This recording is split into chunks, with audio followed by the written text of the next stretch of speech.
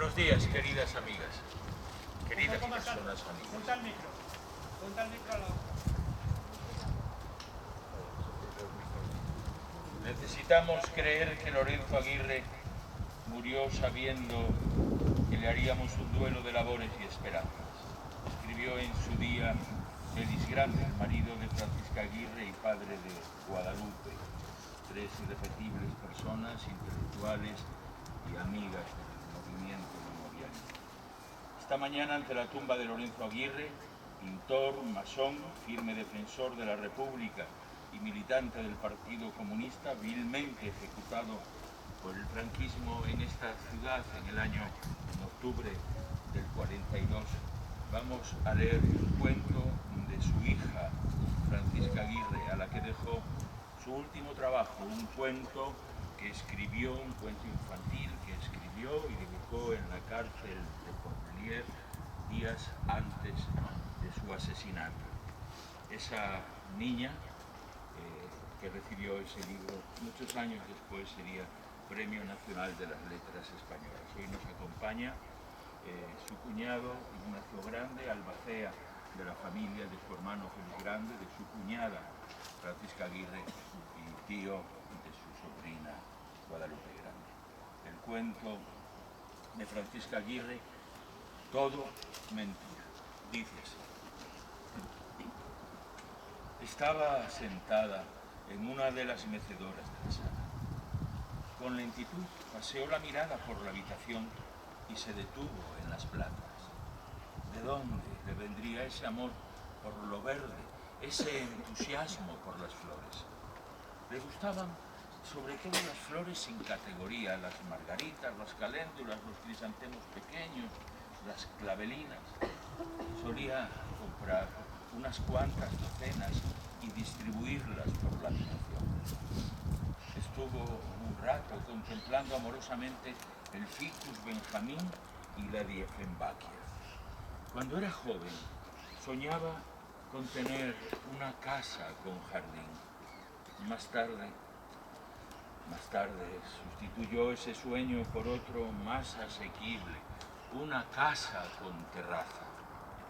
Finalmente, había terminado conformándose con traer de vez en cuando estas macetas, estos ramos, y al marchitarse lo sustituía por nuevas macetas o nuevos ramos. Recordó su juventud que había transcurrido en aquella casa. En realidad, toda su vida había sucedido en aquella casa. Era como si lo de fuera, lo que ocurría en el exterior, fuese mentira y solo lo que pasaba entre aquellas paredes fuese real. Allí había sucedido la muerte de su padre, allí se habían enamorado, allí había nacido su hija. Aquella casa era como una prolongada metáfora de la vida. Lo bueno y lo malo se daban allí la muerte y la vida, allí la plenitud y el vacío. Esta casa había estado a veces excesivamente llena y a veces pavorosamente vacía. Recordó sus 12 años aterrados, recorriendo el largo pasillo, buscando a su padre, que nunca conoció esa casa, negándose a aceptar su muerte, esperando que apareciese de un momento a otro en cualquier habitación y la salvase del espanto que la trituraba, de aquella cosa horrible que era su ausencia de vida. Aquel nunca más que no podía entender y que algo dentro de ella rechazaba insistentemente. Y luego los cuchicheos con su hermana, sin atreverse ninguna de las dos a pronunciar la palabra muerte. Agarradas la una a la otra, como dos ratas asustadas, como dos animalitos que olían el espanto, el peligro, y no sabían qué hacer, y las dos querían pensar que era una pesadilla de la que iban a despertar de un momento a otro y todo volvería a estar en su sitio y papá y mamá estarían allí llevándolas de la mano como antes hacia la alegría, hacia la merienda, hacia el cine. Miraba a las plantas, miraba las flores y por entre las hojas verdes del ficus vio la carita de su hermana pequeña.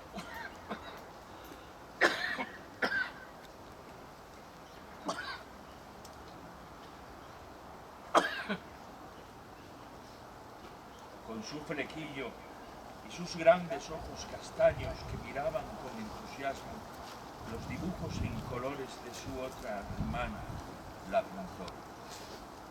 Qué perdidas estaban las tres, qué pobres, qué solas. Aquel 6 de octubre de 1942, en que mataron a papá, nos sucedió en esta casa y desde entonces empezamos los tres a conformarnos, a saber que lo nuestro era la guerra. Miraba a las plantas. Toda su vida había sido un empeño loco para conseguir que las cosas durasen y no había regateado en el precio.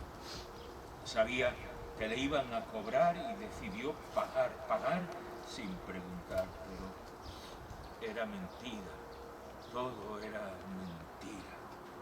Le habían cobrado, eso sí, pero las cosas no duraban.